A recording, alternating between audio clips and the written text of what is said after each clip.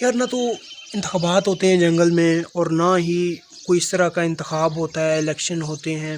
جس وجہ سے شیر کو سلیکٹ کیا جاتا ہے، نہ وہاں پر ایک وفاقی کابینہ بیٹھتی ہے جو اپنا پرائم منسٹر چوز کرتی ہے، جو بادشاہ چوز کرتی ہے۔ تو یہ کیا ہے جس وجہ سے شیر کو جنگل کا بادشاہ کہا جاتا ہے؟ سر جی، اس سے جب پوچھا گیا نا کہ تمہیں جنگل کا بادشاہ کیوں کہا جاتا ہے، اس نے بڑے مزے کی بات کی۔ اس نے کہا کہ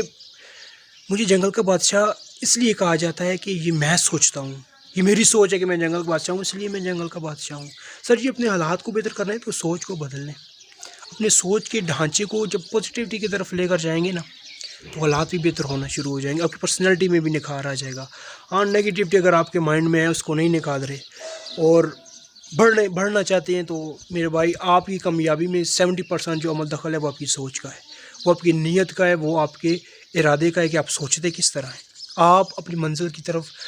اس سوچ کو ڈال کر کس طرح جاتے ہیں۔